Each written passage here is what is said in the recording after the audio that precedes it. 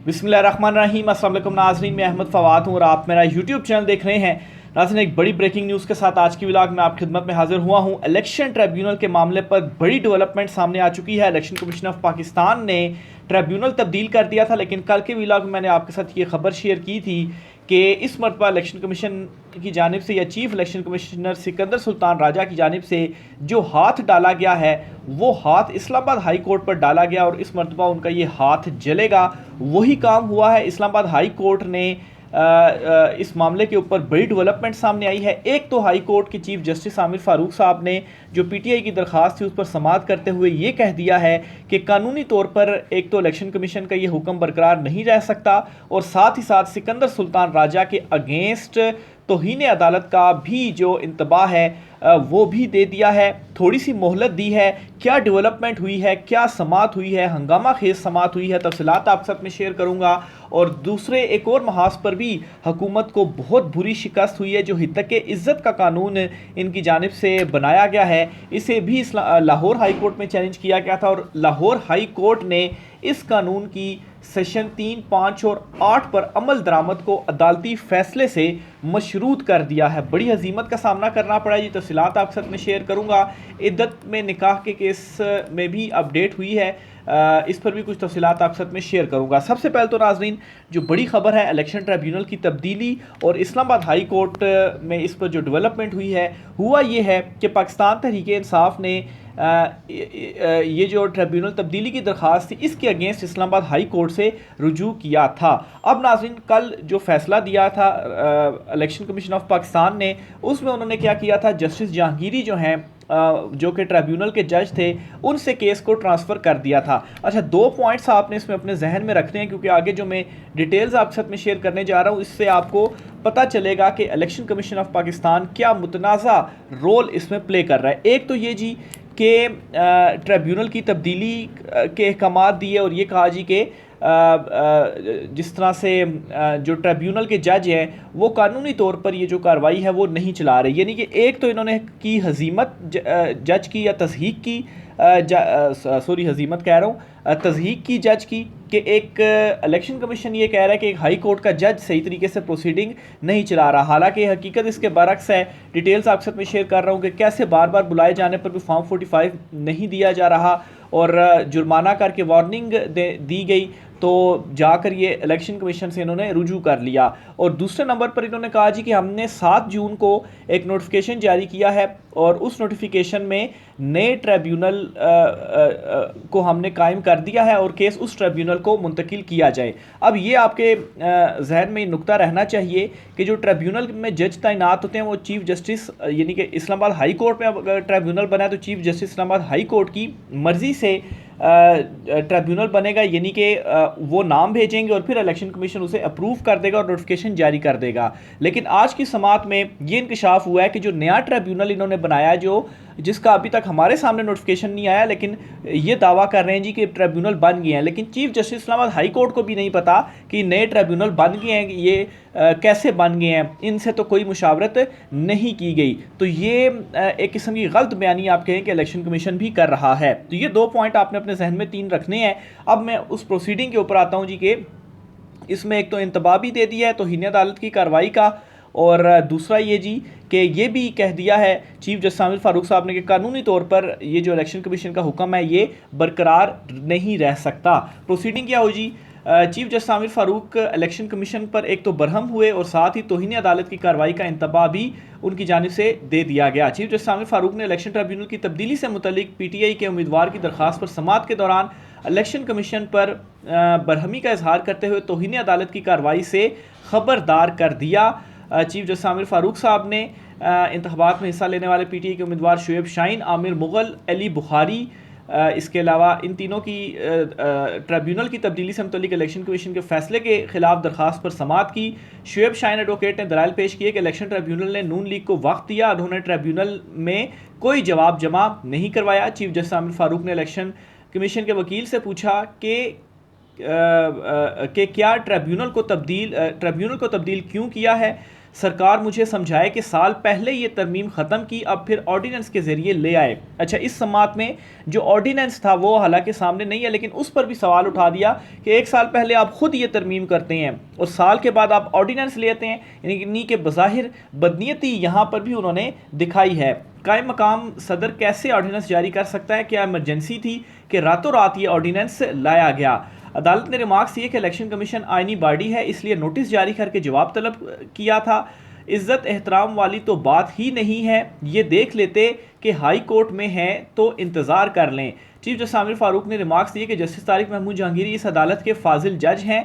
Election commission order challenge कर देता, लेकिन ट्रांसफ़र कैसे और क्यों किया? ट्रिब्यूनल मुझसे मुशावरत के बाद बनाए गए हैं, मैंने नाम तजवीज़ किए, मंजूरी तो आपने दी थी, फिर अब ट्रिब्यूनल का जज तब्दील करने की क्या ज़रूरत थी? ये इलेक्शन कमीशन के फैसले के ऊपर सवालात उठा दिए और बरहम हुए इलेक्शन कमीशन के वकील पर। चीफ जस्टिस ने रिमार्क्स में मजीद कहा कि इलेक्शन कमीशन के पास रिकॉर्ड मंगवाने का क्या इख्तियार था? अदालत तब्दीली की दरखास्तें हमारे पास भी आती हैं, लेकिन हम तो रिकॉर्ड नहीं मंगवाते, आपको जवाबदाह होना है। इलेक्शन कमीशन आईनी बॉडी है, इसलिए नोटिस जारी करके जवाब तलब किया था। अच्छा, ये अगेन वही चीज़ बता रहे हैं। अदालत ने इलेक्शन कमीशन के वकील से कहा, आपने क्या करना है? आपने जो इलेक्शन ट्रिब्यूनल के जज की तब्दीली के अहकामात जारी किए हैं वह कानूनी तौर पर बरकरार नहीं रह सकते। यानी कि एक चीज़ तो क्लियर कर दी कि आपका ऑर्डर बरकरार नहीं रह सकता, यानी कि ट्रिब्यूनल तो यही रहेगा। अब जो आपने इकदाम उठाया है जो कि आप नहीं उठा सकते थे, आपका क्या इख्तियार था और आपके ऊपर तौहीन अदालत की कार्रवाई भी हो सकती है, उसके ऊपर अब आप हमें जवाब दें। चीफ जस्टिस ने इलेक्शन कमीशन के वकील से कहा कि ट्रिब्यूनल से मुतल्लिक नोटिफिकेशन किसी के पास नहीं तो मीडिया के पास कहाँ से आया? अच्छा, ये जो मीडिया रिपोर्ट्स के मुताबिक आपने भावलपुर और रावलपिंडी में 2 ट्रिब्यूनल्स कायम किए, जिन ग्राउंड्स पर आपने तब्दीली की, इस पर अदालत को मुतमईन करना होगा। ये अदालत की जानिब से कहा गया। अदालत ने रिमार्क्स दिए कि इस तरह के फैसलों से आप एक नया प्रेसिडेंट बनाने जा रहे हैं। चीफ जस्टिस ने इलेक्शन ट्रिब्यूनल जज के तबादले से मुतल्लिक रिकॉर्ड तलब करते हुए केस की समाअत में 2 बजे तक वक्फा कर दिया गया। तो अभी जब मैं वीलॉग रिकॉर्ड कर रहा हूँ तो तकरीबन कोई 3-1 घंटे हैं 2 बजने में, तो आपके पास जब वीलॉग पहुंचेगा हो सकता है आप 2-3 घंटे बाद अगर देखें तो शायद वक्फे के बाद ये समाअत शुरू हो चुकी हो।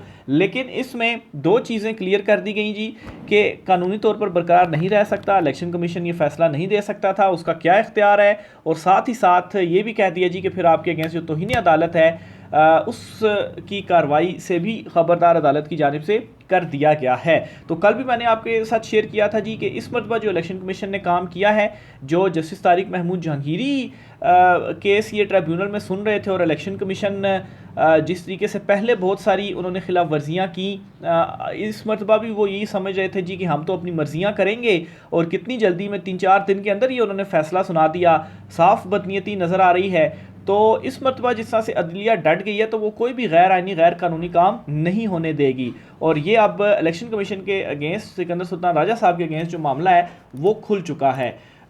तीनों सीटें पाकिस्तान तहरीक इंसाफ फॉर्म 45 जो उनके पास मौजूद है उसके मुताबिक जीती हुई है। इसी वजह से ये लोग भागे भागे उधर गए थे, लेकिन ट्रिब्यूनल में मामला चलेगा। बिल्कुल ट्रिब्यूनल के अंदर जो चीज़ें थी वो आहिस्ता आहिस्ता सामने आ रही थी और ट्रिब्यूनल जो है वो बढ़ रहा था किसी नतीजे की जानिब, तो तब इन्होंने ये सारा काम किया। बहरहाल कार्रवाई शुरू होगी तो इनसे ये नशिस्तें इनके पास वापस नहीं रहेंगी। दूसरे महाज पर जो हितक इज़्ज़त वाला कानून इन्होंने बनाया, उस महाज पर भी इन्हें बड़ी हसीमत का सामना हुआ है। हुकूमत को हितक इज़्ज़त कानून की 3 सेक्शंस पर अमल दरामद लाहौर हाई कोर्ट के फैसले से मशरूत कर दिया है। लाहौर हाई कोर्ट में ये दरख्वास्त दी हुई थी और अदालत ने अटॉर्नी जनरल और एडवोकेट जनरल को मुआवनत के लिए नोटिस जारी कर दिए हैं, जबकि पंजाब हुकूमत समेत दीगर को नोटिस जारी करते हुए जवाब तलब कर लिया है। जस्टिस अमजद रफ़ीक ने इस्तफसार किया कि क्या ये कानून कैसे आज़ादी इजहार राय और बुनियादी हकूक़ के ख़िलाफ़ है। वकील दरख्वास्त गुजार ने कहा इस कानून के मुताबिक आप बगैर सबूत कार्रवाई कर सकते हैं। जस्टिस अमजद रफ़ीक ने रिमार्क्स दिए कि अगर चीफ मिनिस्टर कोई बयान दे तो आप इसको अदालत ले आएँ, ये गलत बात है। वकील दरख्वास्त गुजार ने कहा कि चीफ मिनिस्टर झूठ ना बोले। वज़ीर इत्तलात पंजाब सुबह से लेकर शाम तक झूठ बोलती हैं। इस कानून में ट्रायल से कबल ही मुलजिम को 30 लाख रुपये जुर्माना हो सकता है। जस्टिस अमजद रफ़ीक ने रिमार्क्स दिए कि कानून के मुताबिक ये तेज़ तरीन इंसाफ की फराहमी के लिए हो सकता है। पंजाब हुकूमत के वकील ने दरखास्तों की मुखालफत की। जस्टिस अमजद रफ़ीक ने रिमार्क्स दिए कि चीफ जस्टिस कोई नाम तजवीज़ करके भेजे तो हो सकता है हुकूमत कहे ये नाम हमारे फ़लाँ वज़ीर को पसंद नहीं, ये कोई सौदेबाजी या दुकानदारी तो नहीं है। वाज़ेह रहे कि रियाज समेत दीगर ने नदीम सरवर एडवोकेट की वसातत से दरख्वास्त ये दायर की थी। तो ये अदालत ने जी नोटिस जारी कर दिए हैं, जवाब इनसे पूछ लिया है और 3 शिकों पर अमल दरामद अदालती फ़ैसले से मशरूत कर दिया। यानी कि फ़िलहाल के लिए आप कह सकते हैं जी कि अगर कोई कार्रवाई होगी तो ये अदालत से पूछे बगैर नहीं की जा सकती। तो ये 2 बड़ी डेवलपमेंट्स हुई हैं आज के दिन में। कौमी असम्बली में गैर कानूनी भर्तियों का मामला, स्पीकर अयाज सादिक ने नए भर्तियों पर पाबंदी लगा दी जी।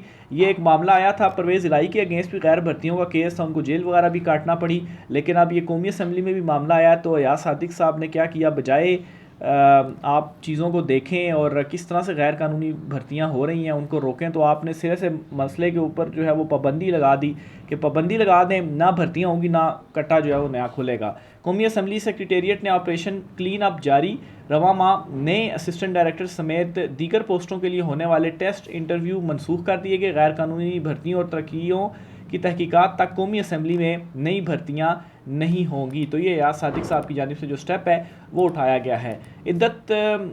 दौरान इद्दत निकाह का केस इमरान खान साहब का जो था जी, ये चूँकि जब फैसला सुनाया जाना था तो उसी वक्त इस केस को ट्रांसफ़र कर दिया गया दूसरी अदालत में। तो इस पर अब अपडेट ये हुई है कि इस्लामाबाद हाई कोर्ट ने फ़रीक़ैन से 13 जून तक जो दलाइल हैं वो तलब कर लिए हैं जी। बुशरा बीबी ने दरख्वास्त इसमें दायर की थी ज़मानत के लिए।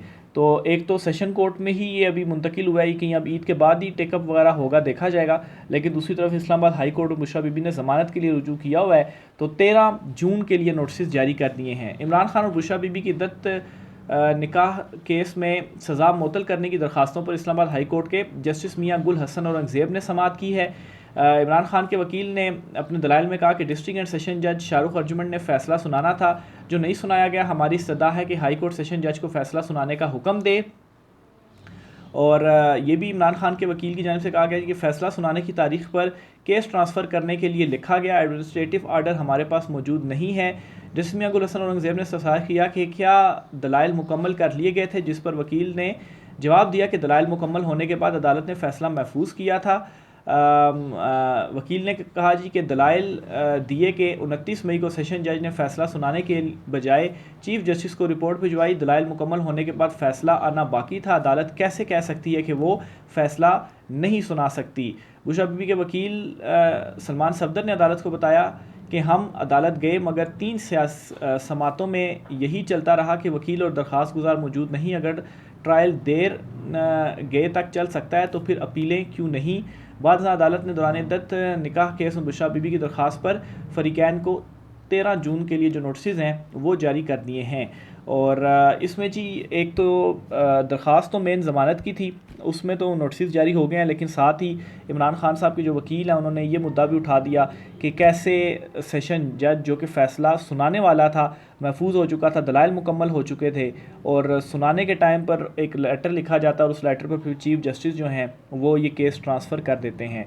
तो इस मामले को भी देखा जाए तो ये भी इस कार्रवाई के दौरान जो मुद्दा है वो उठाया गया। बहरहाल इस पर कोई पेशरफ्त तो नहीं हुई, लेकिन एटलीस्ट इतनी पेशरफ्त हो गई है कि ज़मानत पर नोटिस जारी हो गए हैं। हो सकता है आइंदा समात पर इसमें कुछ पेशरफ्त हो और इस मामले को भी देखा जाए कि आखिर जो जज है वो दलाइल मुकम्मल के जज साहब ने यहाँ पर पूछा है जस्टिस मियां गुल हसन औरंगज़ेब साहब ने कि दलाइल मुकम्मल हो गए थे, तो बताया गया दलाइल भी मुकम्मल थे और फैसला महफूज था। तो इस स्टेज के ऊपर आप केस ट्रांसफ़र करें, यानी कि अब केस शुरू से लेकर आखिर तक नया जज दोबारा सुनेगा, तो ये चीज़ वैसे अनहोनी ही हुई है अदालतों में। मुनाल केस आज हुआ है जी और इसमें चीफ जस्टिस काजी फ़ाइज़ ईसा साहब कुछ बरम हुए हैं CDA की कुछ कार्रवाइयों के ऊपर। खैर CDA ने PTI सेक्रेटेरिएट के हवाले से भी कार्रवाइयाँ की थी और फिर उनका PTI सेक्रेटेरिएट को फिर डीसील करने का इस्लामाबाद हाई कोर्ट ने ही हुक्म दिया था।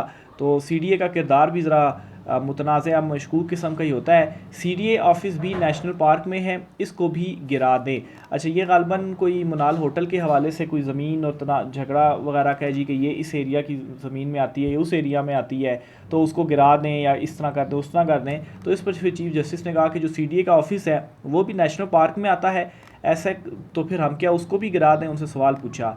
और उन्होंने एक रिपोर्ट CDA ने जमा करवाई थी, उस रिपोर्ट को भी मुस्तरद कर दिया।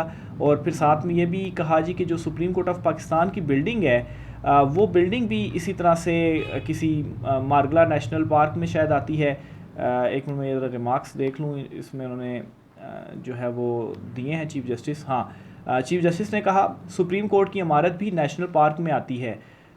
तो अब इसका क्या मतलब है जी कि उस बिल्डिंग को भी अब आप गिरा देंगे। तो बहरहाल सीडीए चेयरमैन को इस केस में भी तलब किया है। तो ये एक थोड़ा साइड स्टोरी थी, मैंने कहा आपके साथ ये भी शेयर कर लूँ। बेसिकली सीडीए का जो किरदार था वो भी थोड़ा हाईलाइट करवाना था जी कि ये किन कामों के ऊपर इस वक्त पड़े हुए हैं। राय का इजहार कीजिएगा, इजाज़त दीजिए, अल्लाह हाफिज़।